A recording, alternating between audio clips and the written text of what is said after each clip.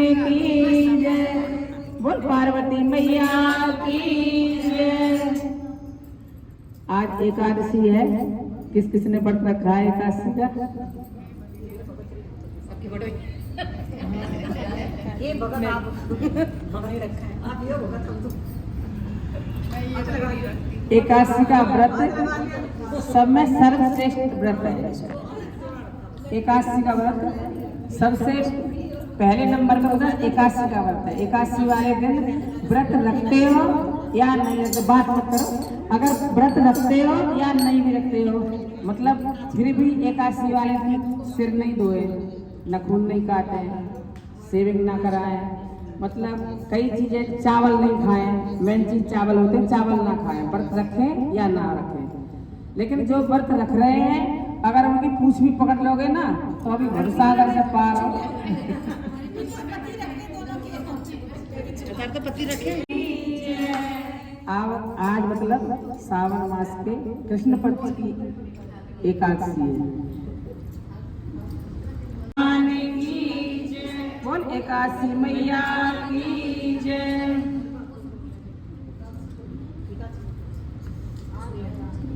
आज एकादशी है। हाँ, बहुत मतलब भारी पुण्य मिलता है, बहुत ज्यादा। कितनी गौदानों का मतलब गौदान आप कौन कर पाता है, लेकिन गौदान करने के बराबर फल मिलता है अगर एकादशी की कथा सुनने से भी।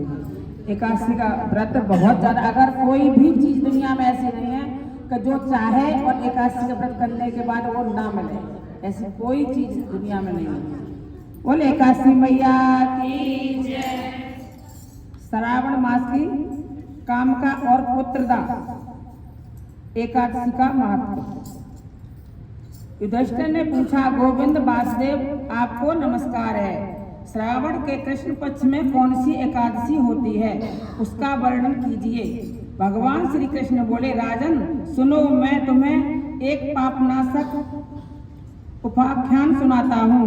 जैसे पूर्व काल में ब्रह्मा जी ने नारद जी के पूछने पर कहा था। नारद जी ने प्रश्न किया, भगवान कमलासन में आपसे यह सुनना चाहता हूँ कि श्रावण के कृष्ण पक्ष, जो अंधेरा पाक होता है उसे कृष्ण पक्ष कहते हैं, और शुक्ल पक्ष में उजिला पाक होता है। कृष्ण पक्ष में जो एकादशी होती है उसका क्या नाम है, उसके कौन से देवता हैं तथा उससे कौन सा पुण्य होता है, प्रभु यह सब बताइए। ब्रह्मा जी ने कहा, नारद सुनो, मैं संपूर्ण लोगों के हितकारी इच्छा से तुम्हारे प्रश्न का उत्तर दे रहा हूँ। श्रावण मास में जो कृष्ण पक्ष की एकादशी होती है उसका नाम कामिका है। उसके स्मरण मात्र से वाजपेयी यज्ञ का फल मिलता है। उस दिन श्रीधर, हरि, विष्णु, माधव, मधुसूदन आदि नामों से भगवान का पूजन करना चाहिए। भगवान श्री कृष्ण के पूजन से जो फल मिलता है वह गंगा, काशी, नैमिषारण्य तथा पुष्कर क्षेत्र में भी सुलभ नहीं है। सिंह राशि के बृहस्पति होने पर तथा व्यक्तिपात और दंड योग में गोदावरी स्नान से जिस फल की प्राप्ति होती है वही फल भगवान श्री कृष्ण के पूजन से मिलता है।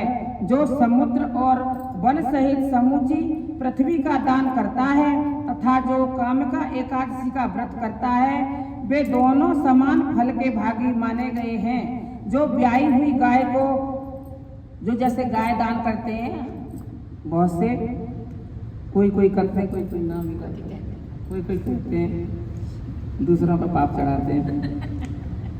ब्याही हुई गाय को अन्याय सामग्रियों सहित, जैसे गाय है, गऊ का दान करते हैं तो गाय के साथ बछड़ा होना चाहिए, छोटा सा।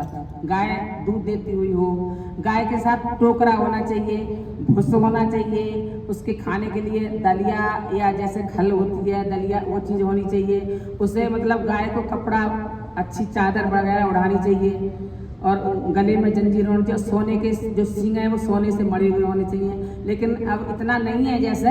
और खुर उसके होने चाहिए, चांदी के खुर, और सींग सोने के उससे मड़े होने चाहिए। लेकिन अब सोना बहुत महंगा है, चांदी बहुत महंगी है, तो मतलब कुछ पैसा देकर संकल्प करा देते हैं पंडित जी। तो ज़्यादा भी ना हो तो जैसे गौदान करें तो गाय और बछड़ा हाल की ब्याही हुई हो और उससे चादर वगैरह उड़ा के टोकरा या भूसे और उसे खाने के लिए दलिया वगैरह ये दान करके पंडित जी पूजा करा के और पंडित जी को दे दे, उसे गौदान कहते हैं। वैसे तो जैसे गाय दान जब भी होती है, जब आखिरी टाइम होता है जब भी गाय दान होती है, लेकिन अब ज़्यादातर तो सब हॉस्पिटल में ही होते हैं। हॉस्पिटल में गाय कौन घुसने देगा? तो पहले तो जैसे घर में सब पहले गौदान कराने देख देता, अब ये बस जाने ही वाले हैं तो फिर गौदान घर में ही करा देते थे, लेकिन अब नहीं। अब तो ज़्यादातर हॉस्पिटल में ही सब जाते हैं, तो गौदान पहले ही कर देना चाहिए। अब जीते जी गौदान पहले ही कर देना चाहिए। अगर जितने भी गुंजाइश हो, गुंजाइश के ऊपर बात है। जैसे गौशाला में तो बहुत से थोड़े थोड़े पैसा में ही करा देते हैं।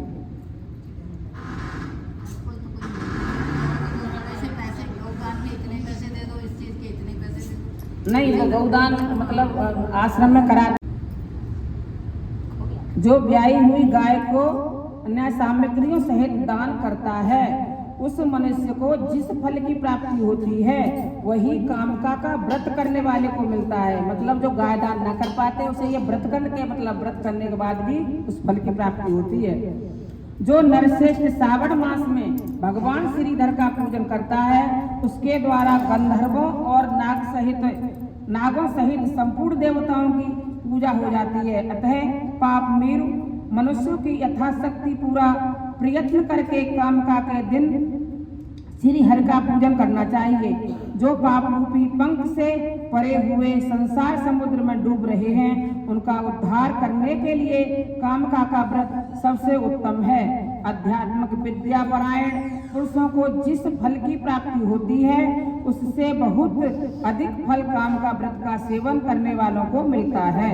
कामका का व्रत करने वाला मनुष्य रात्रि में जागरण करके न तो कभी भयंकर यमराज का दर्शन करता है और न कभी दुर्गति में ही पड़ता है।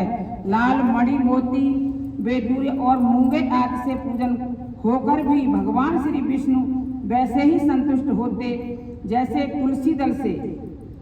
अब मतलब सोना चांदी तो दान करने के लिए जैसे नहीं है, तो तुलसी का पत्ता हाथ में लेके संकल्प करे पहले 3 बार, मतलब जैसे जल रखे थोड़े से पैसा रखे हाथ में और फिर उसमें तुलसी का पत्ता रखे। जो फल सोना चांदी से हो वो तुलसी के पत्ता से ही मिलेगा। और उससे 3 बार बोले विष्णु विष्णु विष्णु और संकल्प लें, हे प्रभु हम एकादशी का व्रत रखना चाहते हैं, हमारा यह व्रत बिना किसी विघ्न बाधा के आप पूर्ण करने की कोशिश करें। इस तरह व्रत रखने का संकल्प है। फिर अगले दिन पारण का संकल्प होता है, मतलब ऐसे तुलसी का पत्ता पैसा हाथ में लेके और जल लेके, तो वो संकल्प इस तरह कि आपकी कृपा से ये व्रत पूर्ण हुआ है, अब मुझे यह व्रत खोलने की इजाजत है। तो मतलब सुबह वो जल और तुलसी का पत्ता वो फिर मतलब खा लो, तुलसी का पत्ता खाकर जल पी के और वो पैसा उन्हें चढ़ा दो। और ब्राह्मण के लिए अगर खाना ना खिला सकते तो सूखा निकाल दो कुछ भी। इस तरह एकादशी का पूरा ही व्रत हो। जैसे तुलसी दल से पूजित होने पर होते हैं, जिससे तुलसी की मंजरियों से श्री केशव का पूजन कर लिया है, उसके जन्म भर का पाप निश्चय ही नष्ट हो जाता है। जो दर्शन करने पर सारे पाप समुदाय का नाश कर देती है।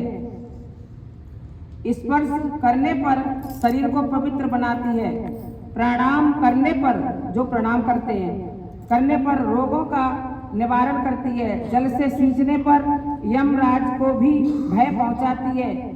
आरोपित करने पर भगवान श्री कृष्ण के समीप ले जाती है और भगवान के चरणों में चढ़ाने पर मोक्ष रूपी फल प्रदान करती है। उस तुलसी देवी को नमस्कार है, नमस्कार है, नमस्कार है। वो तुलसी मैया की जय। जो मनुष्य एकादशी को दिन रात दीपदान करता है, जो दीपक जलाता है तुलसी के, उसमें दीपदान करता है, उसके पुण्य की संख्या चित्रगुप्त भी नहीं जानते।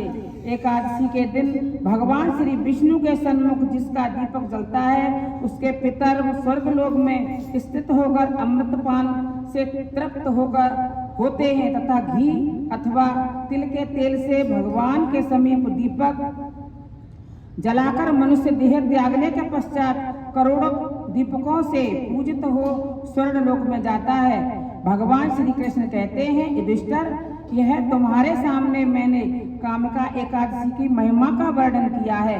कामिका सब पातकों को हरने वाली है, अतः मानवों को इसका व्रत अवश्य ही करना चाहिए। यह स्वर्गलोक तथा महान पुण्य फल प्रदान करने वाली है। जो मनुष्य श्रद्धा से साथ इसका महत्व श्रवण करता है वह सब पापों से मुक्त हो श्री विष्णु लोक में जाता है।